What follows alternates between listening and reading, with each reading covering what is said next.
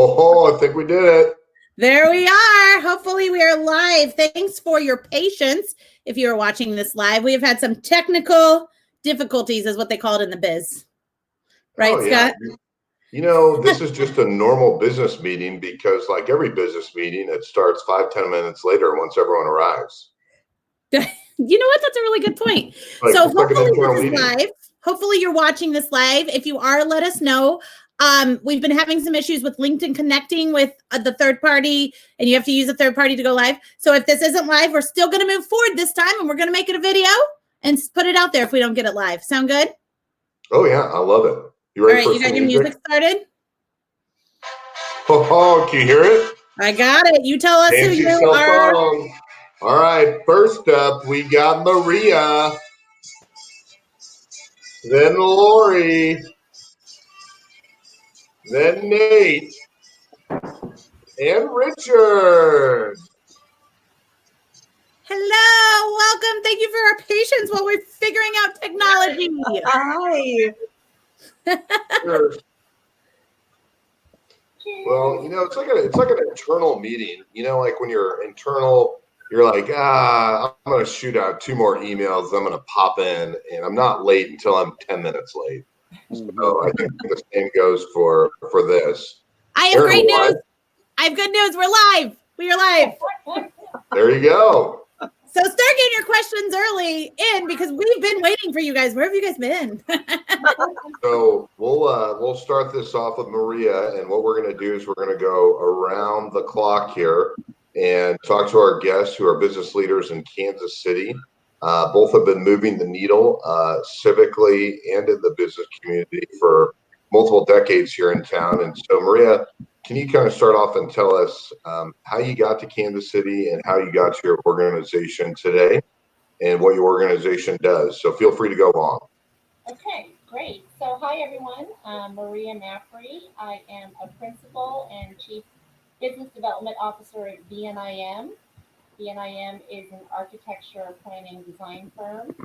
And I came to Kansas City, actually was raised in Kansas City. I was born in Indonesia, but came to Kansas City. Went away to college in St. Louis, Washington University in St. Louis, and came back to Kansas City because it's just a great place to live, work, and play. I've been with BNIM. I've been a part of the organization for 29 years. So do the math. That means I was 2 years old when I started. Yeah, makes sense. Yeah. You know, I just enjoy Kansas City. I love the people. I love the network. I love everything about Kansas City. So I'm happy to be here.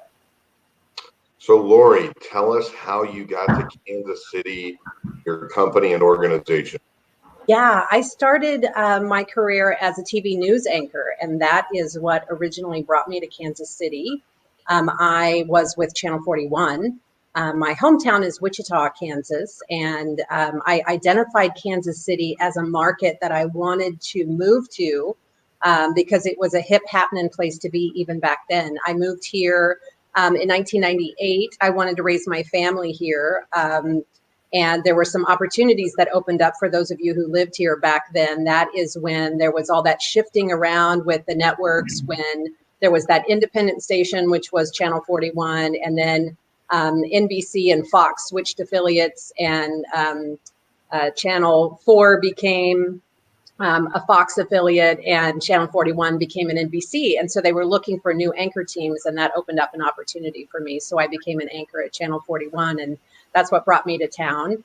I was there for about 5 years, and I turned 35, and that's elderly for a woman in television. So they put me out to pasture. Yes. And I started a second career in crisis communications and moved over to Paris Communications, which is where I've been now for about 20 years. And I'm there and loving life, being a strategist. I spend about half of my time in crisis communications and about half of my time in public relations at Paris Communications. I love it. So full disclosure, if anyone is giving each other a hard time, everyone knows each other really well. and so everyone's friends. But I honestly would love to know, I'm being dead serious, if anyone has better flow on top than Nate, because I don't think, I mean, like, that's really good. I mean, it looks phenomenal. Yeah, So Nate, how did you get to Kansas City, and tell us about your organization? Well, it's ironic that Lori started out as a news anchor because my father, Ron Burgundy, was a news anchor. Yes. No, actually, it's funny. I always mention my dad and my mom when I talk about how I got here, because first of all, I was born here at St. Luke's on the Plaza, and I was born and raised in Brookside, and we moved to the Washington D.C. area when I was a freshman in high school. But before that, when we had been here, both of my parents were incredibly civically involved, real philanthropic, and my dad had actually started in the late 60s with the Black Economic Union, which was a precursor to KCCID, which ultimately folded into the Economic Development Corporation of Kansas City. And so he was a big downtown Renaissance guy, real involved in the fabric of the urban core, and my mother as well. She was involved in various organizations as well there, and we it really gave my brother and I, it instilled in us a huge boosterism for this city, and certainly the urban core, but the whole metro. And so we moved to DC, and I was out of the city for about a decade, and then I moved back here in 99, 2000 when I started at Spencer Fane. Richard, tell us how you got to Kansas City and about your company. First of all, I'm sorry I left the conversation. I was trying to unmute, and I'm sorry. Actually, I was trying to just get away from hearing Nate speak, but I figured you're like, I've heard this introduction too many times. And then I come back, and it's like, and then in the 60s, and I was like, okay. Okay, so I grew up in Denver.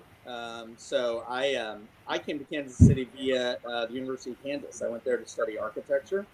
There's a drawing over my shoulder that is a drawing I did when I was in high school of a church at 17th and Broadway in downtown Denver by one of Colorado's first kind of renowned architects. And my dad was Colorado state historian, and he wrote a book about him, and that kind of sparked my interest in architecture. And so I thought that would be a good backdrop. When I graduated, to be quite frank, I just got a job in Kansas City, right? And I figured I'd be here for a couple of years, and then I'd move on to, Boston or San Francisco or Chicago or some other cool city. And 25 years later, I am the biggest Kansas City homer. I love it here. This is home. My mom passed away a few years ago, but I'm an only child, so my dad lives here now with us. My career started in architecture doing sports. That's a expertise that Kansas City really is. The one thing that we export to the world is sports architecture. That and green architecture, and Maria's firm was really the pioneer there. Those are two things that really started here. So I worked for some firms doing some really cool sports projects. And over time, I decided that I liked the kind of front end of marketing and business development, maybe more than doing the actual design work. So I shifted. And at the time, construction companies were a lot more sophisticated at business development. So I worked with some of the big companies in town, McCown Gordon and JE. And 10 years ago, almost to the date, I think our anniversary comes up in about a month. My partner, Steve Swanson, and I broke off from J.E. Dunn and started Centric. Centric is we're a commercial and residential general contractor. We do projects all over the city, but I would say the vast lion's share of them are in the urban core. I've just decided that my sort of personal and professional goals are to make Kansas City a cooler place through, building buildings here and helping it develop. So that's a little bit about me. I have two kids. I have a freshman girl and a sixth grade boy that are both bored out of their mind. What's so interesting right now is I'm so used to hearing you all speak on stage and on different panels. So it's cool to hear your story live, and especially for millennials that are watching. The panelists really helped build Kansas City before downtown was cool, and that's something that's unique to a lot of people. That downtown wasn't always a place, right? But I think it's just kind of special that everyone's here today. Maria, to kind of segue into your organization. Hey, can I pop in real quick? I got to talk about these comments. because we always like to welcome people, right? So we've got Amy, Randy, Allison, but really after Allison gave you a compliment on your sunglasses, saying the future's so bright, the whole conversation turned to Nate's hair. Yep. So Burton wants you to know that he thinks Scott, that I couldn't hear what she had great. to say, but maybe I just have her muted. I don't Jerry know. says it looks like you're bringing back the 80s and Flock of Seagulls. Oh, yeah. And Jared thinks it's legendary, Nate. So let us know what you guys, and get your questions ready. All right, go ahead, Scott. Richard, are you hearing us? I can hear everyone but Aaron. There you go. That's all right. Well, either way, she read a lot of really amazing comments about my hair, Richard. Yeah, it was all good. So Maria, can you tell us a recent win for your business during this time? It's a very unusual time, but where have you guys really gone above and beyond, or hit a home run, or maybe just a single or a double? So, can you guys hear me all right? I know I have to lean forward so you can hear me. So sorry, you're getting a big close up. So you specifically are asking about a win during this sort of COVID period. Yes. I would say, we all had to shelter in place rather quickly, right? All of us pretty much got the order, and all of our offices were put to the task to go home and get your workforce working from home. We have 3 offices. Kansas City's where we started, and our biggest office, but we also have an office in San Diego and in Des Moines. The San Diego office was the first to shelter in place. As you may recall, they were one of the early states to kind of do that. In the midst of all of this, we were in competition. We are in competition for a very large project at University of Southern California. And it's a big data sciences building. And about a month prior to the shelter in place, we moved our design drawing software to a cloud-based program. And that was a big win for us because we were able to really quickly just transition to everybody working from home to continue doing the work on all of our projects. But specifically, we had a very, very short time frame to turn around, some design concepts for this project at USC. And so I would say one of the big wins for us was just the ability to do that, and our team put together a phenomenal package. I'm talking, it was so comprehensive. It was beautiful. They were working day and night.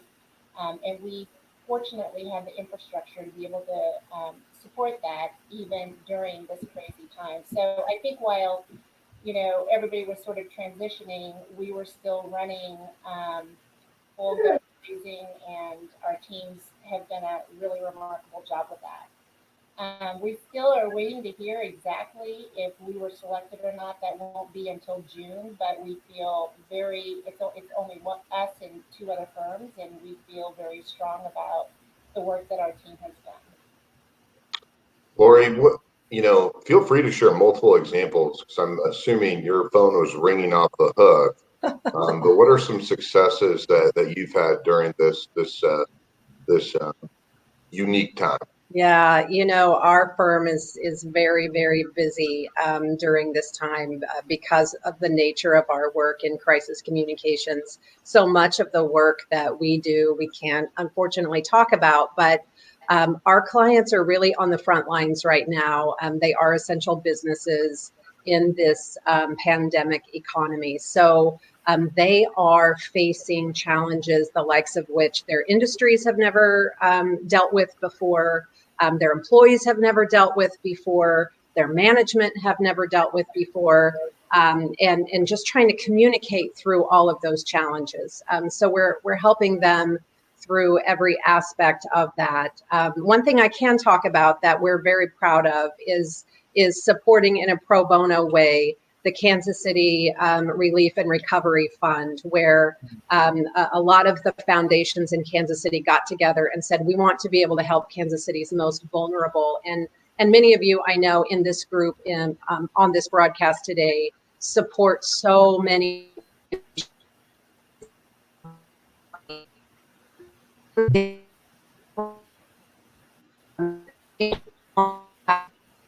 that can Oh, that's kind of funky. Lori, you're beatboxing for us. We're gonna come back. Gotten dark. There you are. In the room.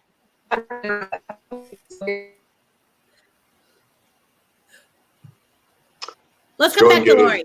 Yeah, as Lori's came back, Nate, I just realized that also with you and Lori, there's certain wins that you can and can't talk about, but just in general, how are you doing and your firm doing on some recent wins that you've been able to help your clients?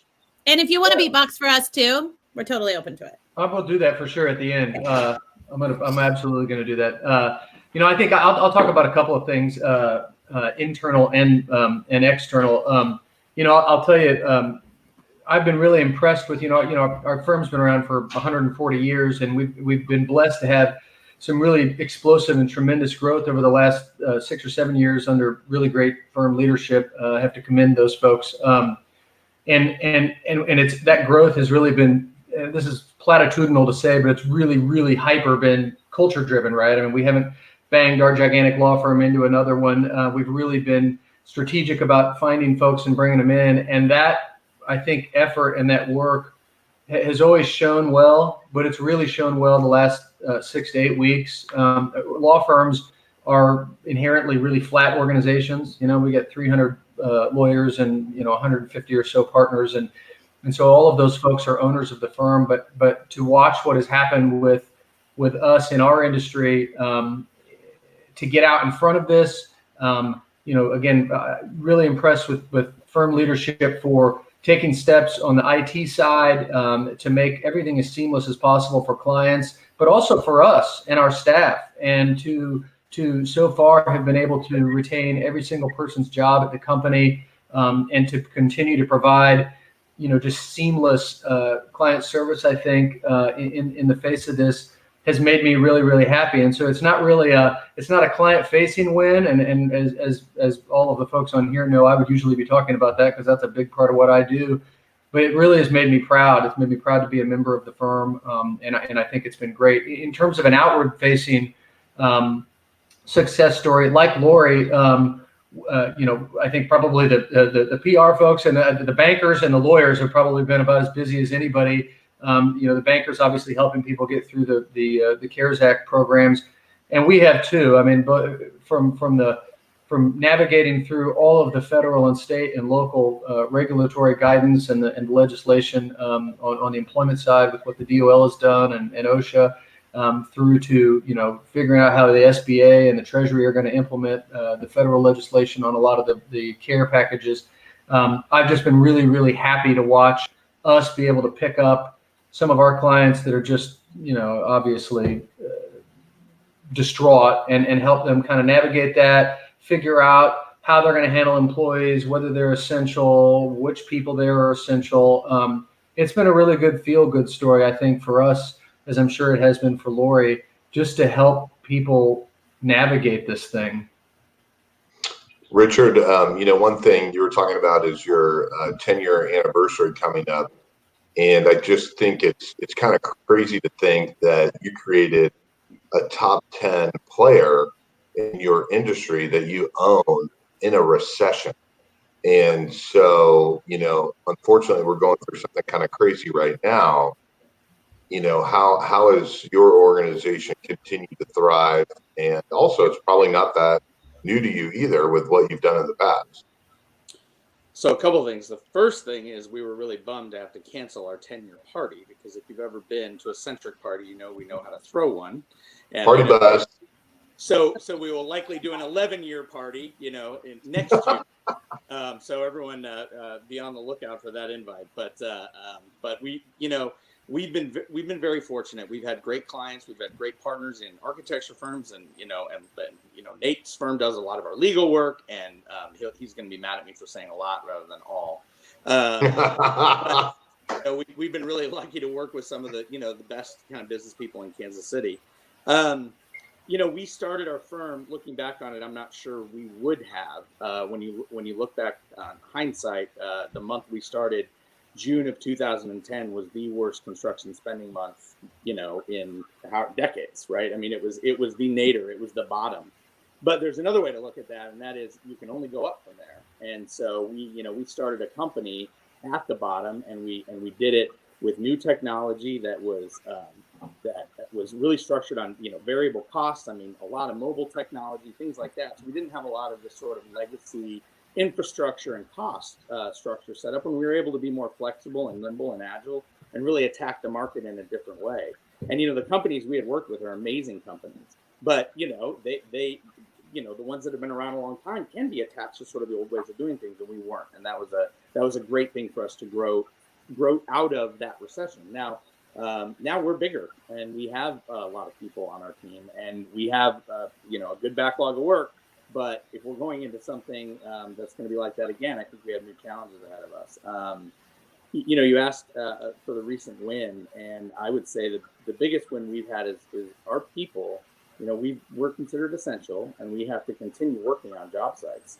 And our people have been amazing at getting up every day and going to job sites where they feel like they might have to worry about their safety and their health, right? And so, we've done everything we can to give sanitizer and hand washing stations and tell them to be 6 feet apart and that kind of thing. But it's hard to lift a window into place 6 feet apart from the guy next to you. And so we really, really, really had to balance that. And I am so proud of our team, especially the guys who work in the field that have been able to work through this. And they're happy to have jobs, right? I mean, we're excited that we're continuing to work and continuing to meet the expectations of our client and our contractual responsibilities and sort of finish what we started. But that's been the biggest win. We have continued to win work.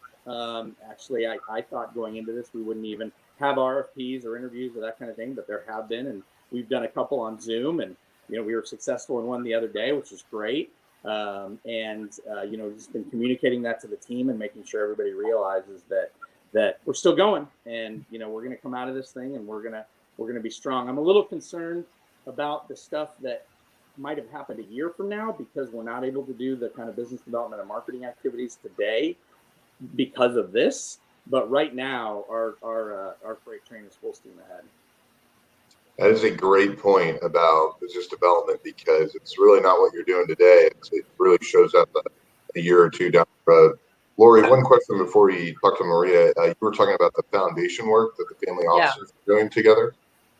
Yeah, I was just saying that, that's one sector right now that's really struggling are the nonprofits. They're not able to stage their events for this season, and maybe not for this year, and maybe not until we have a vaccine. And so all of us need to be thinking about them and the position that they're in and supporting them. And so that Relief and Recovery Fund is really set up to help the nonprofits be able to help the people who are the most vulnerable in our society. So Paris has been trying to help them get the word out and get a lot of money into that fund so that we can help fund those nonprofits, not only to keep people employed, but to help people who need it the most in our community. I have a great story about that. I was just on a board meeting for the Children's Place, and we were supposed to have our gala last Saturday or 2 Saturdays ago, and it was chaired by Kathy and Mark Donovan, and it was going to be a great event. It always is, and we had to do it all virtually and online and everything. And I saw the results today, and while we went from maybe $600,000 gross last year to like $450 this year, our expenses went from $150 to like $10,000. So they made basically the same amount of money, a little. Wow. And so I was really impressed that that's they huge. And I know City Year, which is another great organization, has an event tomorrow night. That's all going to be virtual. So I encourage everybody who's involved in any of these things to get on. You can still bid on items. You can still do, fund a need, all those kinds of things to help out your favorite organizations. Great. I also say that a lot of $5 donations, a recurring $5 donation, you can get quite a few of those right now, right? Yeah. And then they're recurring, and those end up being quite a bit by the end of the year as well. So not to underestimate those too, because I think people want to use their extra $5 a month right now. Yes. For nonprofits. Aaron, we'll do one more question, then go to some of the audience Q&A. I like it. So Maria, as you're adapting to the current environment, especially we think that a lot of this is here to stay in terms of social distancing And how is your organization adapting to that? Because with your current business, you help a lot of people through the design work that you're already doing. So can you kind of talk a little bit about how you're going to continue to adapt, how you've already adapted with your organization? Yeah, great question. Thanks, Scott. I think that design plays a big role in gaining consumer confidence. I think right now, everybody is living with a little bit of fear. You know, when do we go back to the grocery store? When do we go back to work? When do we go back to sporting events and all of those things? And so I think right now design plays a really critical role in all of that. And you know, one thing about BNIM is we, as Richard, you know, alluded to earlier, we've always focused on resilient design and using a human purpose integrated approach and really focusing on, you know, human health and productivity. And so in today's world, they are really interested in safety, security, wellness, all of the things that we've always focused on in the past. And so I think as we all start to think about what things are going to start to look like in the next month, 6 months, 12 months, 18 months, there are a myriad of issues that we're facing right now. And I'll just make a little plug real quick that, you know, Richard also alluded to the fact that Kansas City has a lot of design, engineering, construction firms, and so we're part of this Kansas City Global Design, which is part of King City Rising, and we're going to have a webinar next week. I'm co-chair, the marketing co-chair for that. We're having an event next week to kind of start to talk a little bit about what that looks like, and so we will have thought leaders from, you know, the sports side of things. You know, what's it going to look like? What are sporting events going to look like? What's it going to look like going to the Sprint Center? Those types of things. What's travel going to look like? We'll have an expert that's really focused on transit, mass transit. We'll have an expert focused on workplace, and then we'll have somebody from Barkley who really focuses on, you know, gaining consumer confidence. So I think there are going to be a lot of changes that we're going to see, and I think that design plays a big role in that. And so we're really paying close attention to what everybody is saying and what they're sort of focused on, getting back and re-entering into, you know, the workforce and everything else in the public realm. Yeah, Nate, I'm going to go to you, but first I think Richard was trying to find some alcohol to prepare for you talking. So he's trying to dig in there. I have another guest, my 1.5-year-old golden retriever named Lloyd, who cool. Kind of a spaz. So if you see me yelling around the room, that's who I'm yelling at. I've successfully kept him off camera so far, but I'm not. Bring him on camera if he comes up. It's going to get way more views that way. So Nate, well, and Arazia wanted to make sure we were all drinking during this too. So okay. You're totally open to say you were getting more whiskey as well. So Nate, what's here to stay for your organization? I mean, I think Richard made a really good point where you got in touch with your bank, your legal counsel, PR. I mean, those were your pillars of your business. And so for your organization, your firm, what do you think is here to stay as something that's going to continue for your business? Well, I'll tell you, I think it's probably the same answer you'd get from all four of us, which is that it's going to be client service. I mean, things can change and client needs can change. And, you know, I mean, again, we've been around for 140 years. So what people needed 140 years ago was different than 80 years ago and 20 and 10 even. And I think that, you know, if you're focused on what your clients need and where they need where those needs need to be met, I think that's the one constant throughout probably all these folks on this call is client service. And so that's the one constant. Other than that, you can't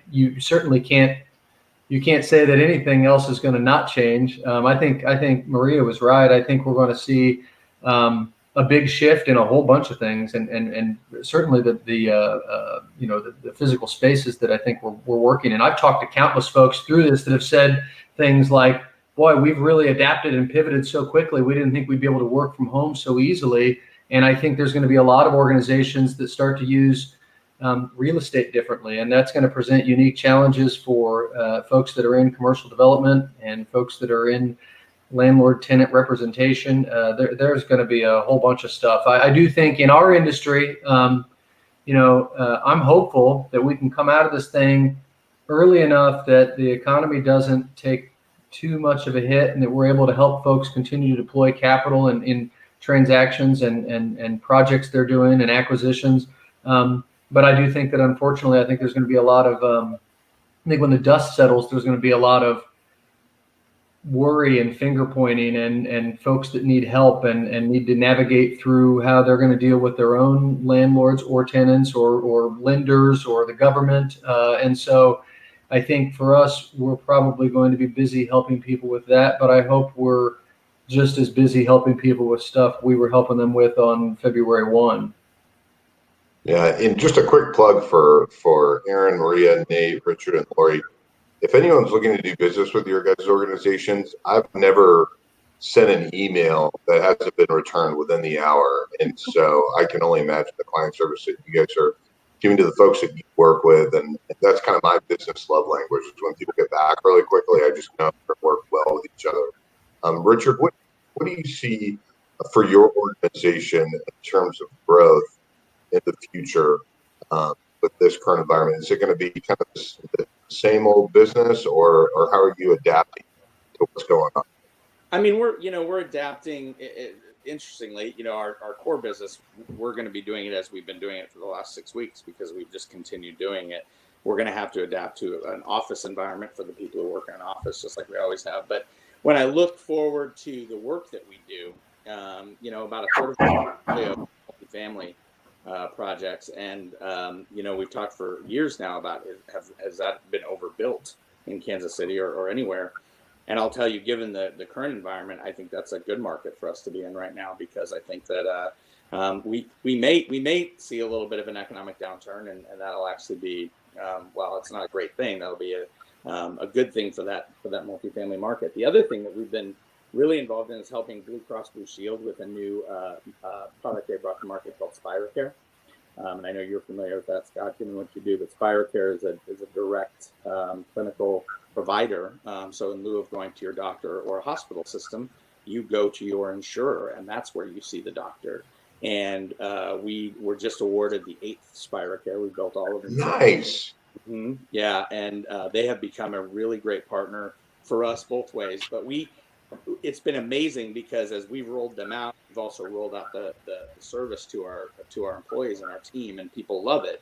And it's been an amazing way to have more of a one-on-one contact with your healthcare provider. So given what's going on right now, they're on the front lines. They're testing people. They're dealing with COVID just like St. Luke's would be.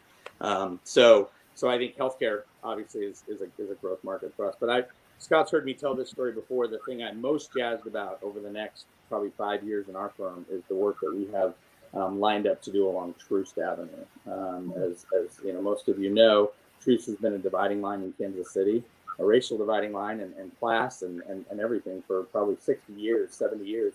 And we have more work lined up between 27th Street and 63rd Street on Troost than anywhere else in the city. And I'm really excited about what that means, because what it means to me is that primarily millennials don't care about that boundary. That's not a boundary for them. That's not something they care about. And I think more so than any government program or incentives or anything, the best thing we can do to heal that divide and to kind of reconnect that zipper in our city is people going, yeah, I want to live there. That's a great neighborhood. I can't wait. And so looking beyond the pandemic, I'm most excited about that revitalization along the Troost corridor. So, Lori, what is one thing that, people are not just going to call you when they have a crisis, but what's here to stay? Because people in your organization more now than ever. And she popped off. She's out. So, Aaron, mic drop. What kind of, she just did such a good job. So, Aaron, what kind of questions are we getting from the audience? I know we have 15 minutes here, so I want to make sure. Let's get through some of these, because we have some really good questions. I also want to say hello to everybody. Lori, Maddie, Randy, Matt, thank you for joining us. Michael, he says you guys all look really great. So thank you, Michael. Let's start with this question. It's from Maria, from Jerry. I think that's how we say your name. She has a lot of respect and congratulations on your success with BNIM in a male-dominated and competitive industry. Who was your biggest sponsor and or mentor to help you get to your leadership marketing position? And what has been your biggest challenge while with BNIM? So, great question. I was fortunate to work for some of the founding partners, the B, the N, the I, the M, who's still president CEO. And fortunately, without them formalizing a mentoring relationship, they really served as very strong mentors and guides for me. I think Casey Cassius, in particular, has always been a very strong sponsor for me, as has Tom Nelson, the N of BNIM. I really took the opportunity just to learn from them every day, and they provided amazing opportunities. I will say that a lot of times, I started when the industry did not really have a lot of marketing professionals. It was sort of at its infancy. So nobody really knew what that meant. And I think what was wonderful about BNIM, and I think this speaks to the culture of the firm that we've created there, is that they allowed me to sort of form my own path and form my own journey, and they supported me at the times that it counted. One of the most challenging things that I had to go through, well, there have been a couple, but I think one of the things that's challenging is when I took a little bit of a hiatus when my son was born. I just wasn't sure if I was going to be able to do what I do at the same level when he was born. I really wanted to do all of it. I wanted to be 100% for everything. So I took the time off, was home for a couple of years. And when I came back to BNIM full time, it was in the height of the recession. So it was in 2008. And we had hired a consultant to help us really think about what we needed to help grow our pipeline. And the consultant, reached out to a number of people, including Richard Wetzel. And you remember this, Richard? Yeah, we had lunch at La Bodega. Yeah. And a lot of people, anyway, long story short, they 15 they years said, ago. a lot of people were like, you need to hire Maria. She knows the firm, whatever. So I came back, and it was just Wow. a tough period because, as you know, when I left, we had a huge pipeline. And when I left, they didn't really replace my role. We had won the Nelson Atkins Museum of Art block building, the Kaufman Center for Performing Arts, 4 projects at University of Texas Health Science Center. It was a great time for us and a great period of growth. And we really shot up in terms of being more national. And when I came back, things were quite different. The environment was quite different. And so I had to rebuild a business development pipeline and a whole process. And we had to pivot, really focused on, clients that were still doing work at the time, which was the public sector largely, not so much the developer work. We also spent that time, I'll be honest with you, we also spent that time internally looking at, who is BNIM, what's our brand, who do we want to be in the next, 10, 15 years. And so during that time frame is when we became the national AIA Firm Award winner. And so we're proud of that because it was during, that really awful time. But that was one of the big challenges that I had when I guess we call ourselves boomerangs. When I boomeranged back to BNIM after a short little hiatus. That's wonderful. That's pretty impressive. I'm on the Jerry train. I'm fangirling out now too. So pretty impressive. All right. I'm just going to read this comment. It's not a question. It's just my favorite comment of the day. But Brenda, listen, we're all with you. It's been a rough technology day. She said, has anyone else had trouble connecting? My wheels just keep spinning. Hope that's not an analogy of my life right now. I'm with you, Brenda. I'm with you, Brenda. And so I'm repeating what you're saying so Richard can hear it. Yep. So it's obvious, but people are talking about technology problems, Richard. Richard can't hear me, and I'm going to put this in typing for you, Richard, so you don't be the first to answer. I've told you, it's a rough technology day. Jake Edwards has an amazing question. I think whoever wants to answer can answer this one. He says, first of all, thank you. Katie Dunn Fitzgerald says thank you. You guys are her favorite people. Maggie Petite says thank you. But Jake says, what would you say has been your biggest takeaway during shelter in place that you will take with you in your leadership style moving forwards? So the question, and by the way, Maria just gave Katie Fitzgerald a huge shout out with her Mariner Cup. Mine is downstairs. Richard, correct me if I'm wrong here. And what is the biggest takeaway from shelter in place as a leader that you take going forwards?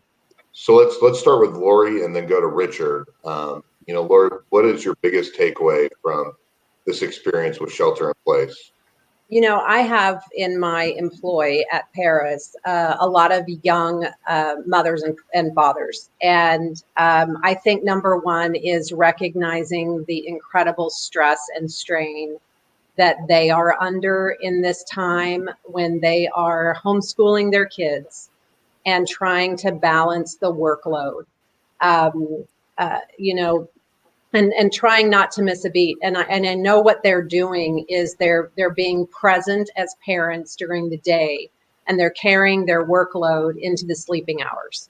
And that's somewhat sustainable for the first couple of weeks, maybe. But I really truly recognize how difficult that is from a mental health standpoint. And I'm checking in with them on a regular basis, and I'm trying to adjust their workload, offload their workload, and trying to pull away some of that work because it's not fair to them.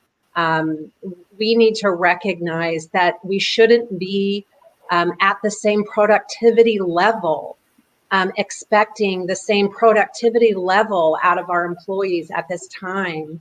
And also just recognizing the family unit and what mental strain they're under.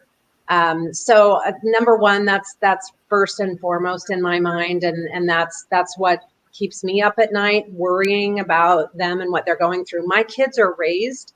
My kids are up and out, so I personally don't have that challenge, but I think about it all the time in what they're dealing with and what they're struggling with. And they don't bring that stuff to the boss. They don't want the boss to know that they are shouldering that burden. So I want to be cognizant of that. I want to be the one to come to them and say, hey, you don't have to have the same turnaround time. You can extend this by a week longer than normal. I don't have the same expectation of you that I normally would. This can wait. So as an employer, as a leader, I want to make sure that I articulate that at every turn so that they feel less stress coming from, at least from their employer. Lori, how many times has your organization won Best Places to Work through the Business Journal? 13. There you go. Yay. So Richard, what's your biggest takeaway as a leader for shelter in place?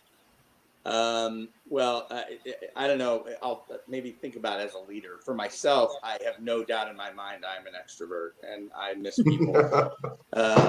There's this. I was watching the other night. I was watching Ocean's 11 with my 11-year-old son, and there's this great scene where Don Cheadle gets ripped out of a crime scene by Brad Pitt, and he says it'll be nice to work with proper villains again. And I was like, I can't wait to just be back in the saddle, with everyone. As a leader, I think the biggest thing, I think we've all learned that we can work in a little bit different environment than we used to.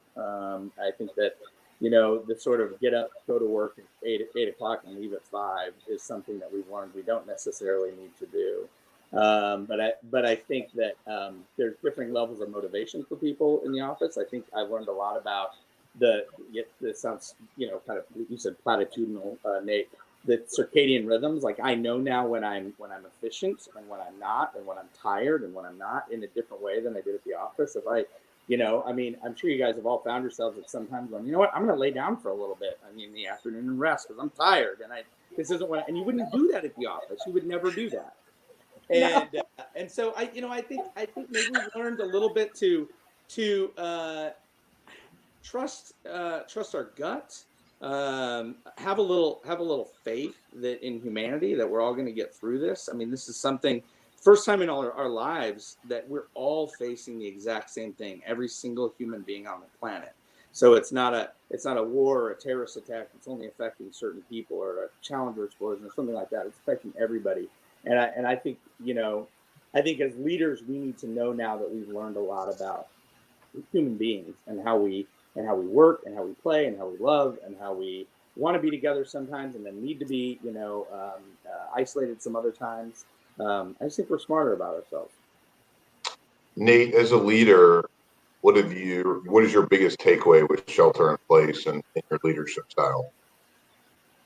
First of all, I think Richard used about 3 of my minutes, so I'm going to those back. It's usually the other way. He's billing you. Nate, while you're answering that, people want to know where your bow tie is. I asked you guys if I should put it on. This is Shelter at Home, folks. I haven't had a bow tie on for 8 weeks, if you can believe it. I'm kidding. I wear a bow tie to bed every night. I agree with everything that Lori and Richard said. I will say this in terms of like really thinking of it from a leadership standpoint. I think Richard made the point that this is the first time in all of our lives that the whole planet is confronting something really at the same time. And I think we've seen, if you look at the way that various governmental agencies have addressed this across the globe, I think that what I've learned about it is that, leaders are folks that bring people together for some sort of common cause. And, we live in a community that thankfully I think is a lot less fractured than it was 20 or 30 years ago, in large part due to, here's a plug for the KCADC, but the fact that we have come together as a region. But even with all the work we've done to come together as a region, I think we've seen that there's been some disparate approaches in terms of how we're going to handle this and deal with it. And I think that the one thing that leaders are going to learn coming out of Shelter in Place is how we, and I'll just speak to Kansas City, how we as a community can maybe learn from this and implement some processes as we go forward so that we're better prepared, hopefully, to not have to deal with the next pandemic. Because if this happens again before another 100 years, I'm out. I'm like Kenny Rogers. I'm tapping out. But the other things that we're going to have to deal with as a community, I'm hopeful that our region and the leaders that run our region, both the elected officials and the folks on this call and the folks that have tuned in here, really learn from this experience that the more we can have a dialogue and understand that people are coming from different camps and approaches, and there's the economic piece and there's the health piece, and that's related to this, that if we can as a region come together and have productive dialogue, I think it's really going to better the way that we approach everything from healthcare to transit to education and all the other things that are going to help propel this region to the next level. Aaron, do you want to ask the follow-up for Lori, or I have kind of a saying that I want to say, and then a question came in. I was already thinking about it, and a question came in, so I think it's a great follow-up. So I absolutely 100% agree with you guys that this is something we've all been hitting up against, right? But I heard this awesome quote from actually a LinkedIn friend of mine, but we're friends in real life now too, from Cher Jones. And then I commented on it, and I saw Stacey Prosser reshared it. So I think this quote's been resonating with people. So I want to say this quote, and then I want to ask the question. So I absolutely think that we're all in the same storm. However, not everybody is all in the same boat right now, right? So with that in mind, Amy says she wants to support employees, but how do you get work done when we need to give leeway to employees who are caring for their families during the day, but also holding up your end of the bargain to your clients? So Richard, there was a quote that was shared that we're all in the same storm, but we're not in the same boat. And so talking with, how we're handling that with all of our employees, and we'll start with Maria and then we'll go to Lori. So Maria, how are you handling the this with all your employees. Because again, I mean, everyone, literally every single person has a different boat. Yeah, and I think, you know, going back to what some of the things that Lori was talking about, I think one of the leadership things that I'm going to take away from this is really leading with empathy and transparency. And I think we always have to remember that, you know, everybody has a different situation. We've had, you know, to the point of having, we've always had a flexible work environment. We're codifying it a little bit just because we think it's important as we sort of re-enter and put some guidelines around it. But, you know, we've learned through all of this that we have to accommodate families with where they are today. And so people with small children who need to take, you know, 3 hours in the middle of the day to do a little bit of homeschooling, we need to be able to accommodate that, whether they work, you know, early in the morning and then, you know, maybe a little bit in the evening, but allow for that flexibility as long as the work is getting done. I think the reality is, again, as Nate said earlier, everyone's in this together. We're all experiencing this at the exact same time. And so I think our clients are also sympathetic to that and are going to understand, you know, you might not get this at exactly this time, but you are going to get it. We have to accommodate for all these different, you know, schedules and so forth. So um, we're paying close attention to it. We're making sure that we're, you know, providing the empathy, but we're also being very transparent with our employees and also with our clients about the current situation. But just making sure that, you know, everybody is kept happy. Lori, Yes. same question. How do you? I mean, you're already doing that in so many ways, but how do you deal with everyone being in a different boat? Yeah, I would say that we're also being more transparent with our clients, and being very honest. And you know, that goes back to Nate's point earlier about having that great client relationship. That is an actual relationship that goes both ways. And the clients are they grant us grace and they're much more forgiving. They're in the same boat we are. It's a give and take relationship. And they definitely recognize, you know, we're humans too. And we, you know, I have seen them grant us grace in the same ways that we have granted them grace. But also, we're staffing a little bit differently, where we might ask for someone to give us a little bit of coverage on our team, so that if we have to be, you know, kind of off the clock, we might have somebody kind of watching our clients for us while we take care of personal needs and that sort of thing, so that we can make sure that the client doesn't feel like they've been abandoned. Because in my business, especially now in the crisis space, those clients, they need someone and they need them now. And so we want to make sure that they feel supported all the way through. So that we just kind of offer double coverage in that way. Richard, you got a lot of different aspects of your business. How are you handling keeping the ship going in the same direction, but everyone being on a different boat? Yeah. So the biggest difference we have is we have our 80% of our staff that gets up and goes out to a job site every day, and then 20% that get to work from home, or at least that's how it's perceived by the different people in the company, right? So what we've done some things that, you know, kind of actually pluck out the people that we feel are kind of the frontline heroes right now, which are the people on job sites.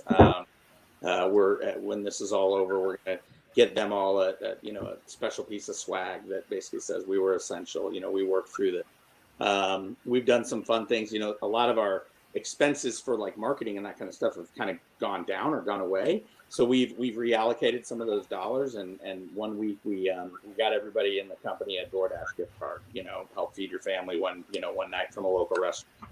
A couple weeks later, we did an Instacart gift card. You know. But we had to deliver those all via text because not everybody in our company, you know, necessarily checks their email quite often, you know.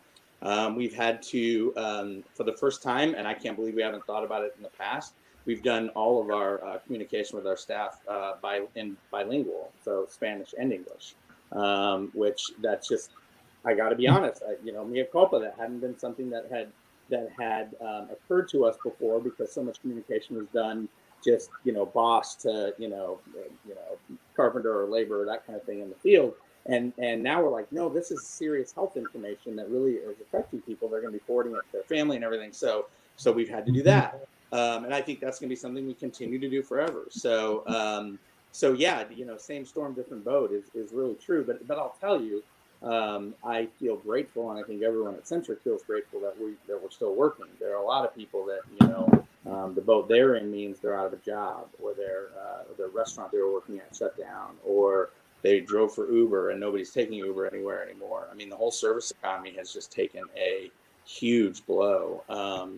And I think all of us who are lucky enough to get through this and still be plugging along with our jobs really owes it to, when we get back, to get back out there and support those places, because that's what makes our city really a fun place to live, and a place we want to, like if someone said live, work, and play, I think it was you, Maria. So we'll have one more question after we talk with Nate on this. And Nate, you have a very large firm and a lot of different areas of expertise and practice. How have you guys dealt with so many people being in different boats, but yet you're on the same ship? Well, I won't put up with any lack of productivity. So we moved everybody that works for the firm into my basement, and I'm down there every morning with a whip, and we are getting work done down there. No, I'm kidding. I'll tell you what, that I think the best way, and I can't remember who mentioned, Lori probably mentioned it, since the company's won best place to work for 87 years in a row. I think the absolute best thing you can do when you're dealing with a large workforce and folks in different levels is lead by example. And so when this first hit, our firm, again, I've mentioned firm leadership, I thought it's done a great job. They got out in front of it and wanted to control costs as much as we could, right? Nobody knows where this thing is going. And in so doing, the partners stepped up immediately and took an immediate reduction in compensation. And that's where it so far has ended. And we hope that is where it ends. And I think that when you do something like that, it shows everybody that works in your organization that the folks that own the place are as invested as everybody else. And I think it sends a message that, look, we're all in this together, locked arms, 6 feet apart, locked arms, try to get through this. And so that I think really, to me, that's what we did anyway, was to try to just sort of set an expectation for everybody in the organization that we're all in this together. We'll ask one more question, then we'll have Aaron wrap up. But Aaron, one thing that's really interesting is I, in my 20s, would have to cold call people to find a way to meet every single person on the panel so that they would have to take my coffee meeting, and then deal with reschedules and going downtown and finding a way that I could bargain with them at their favorite coffee shop. Now, the unique thing is a lot of times when I would meet with people on this panel, I would then go to an event and they would be speaking in front of hundreds of people. And one time in particular, I went and met Nate at his office, and then he was speaking in front of 1,000 people for the Arts KC breakfast. And then the next week, he was speaking in front of 1,000 people at the Salvation Army. And I was like, oh my gosh. And so one thing I think that the younger people tuning in today, especially the millennials, is I use the term move the needle. And the leaders on this panel move the needle for Kansas City. And we're really lucky for that. And it's kind of cool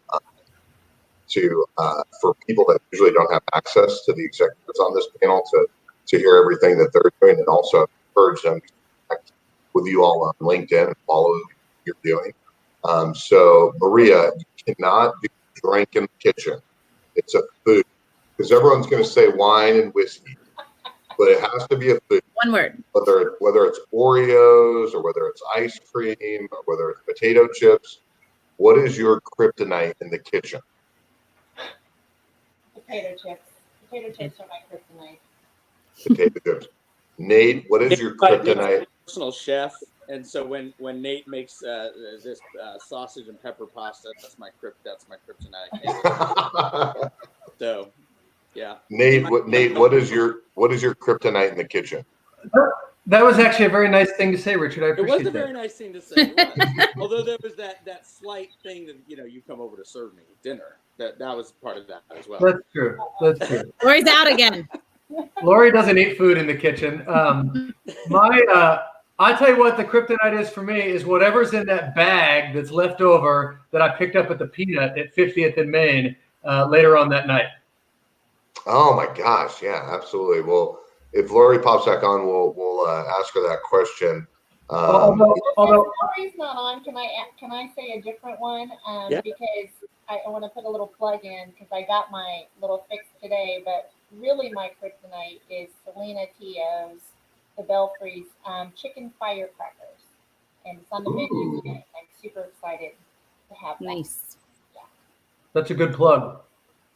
Absolutely, that's a women who mean business connection right there.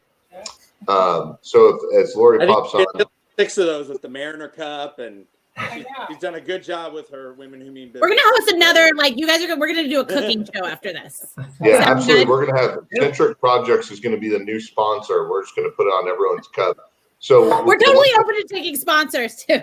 Yeah. Okay, so here's the deal. We have never had so many people actually get on here just to say thank you. They learned so much. So I could say a ton of names, but I'd like everyone to just get in there and look. And there's a lot of people are appreciative of you guys coming on today.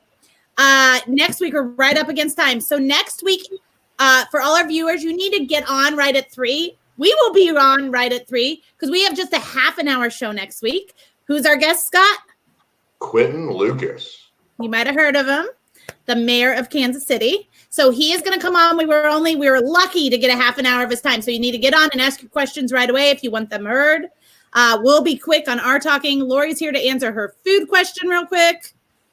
Maybe. Oh, no, she's gone again. Sorry, Lori. Lori, put in the comments what your favorite food is. So next week here with Quentin Lucas. The following week, we're working on something really awesome. Our hands are tied. We can't tell you just yet, but watch LinkedIn for that announcement. It'll be really exciting. Oh, Lori's back, and she says, da-da-da-da. We see her answering. Lori, quick, say it quick before we go. Mint Oreos.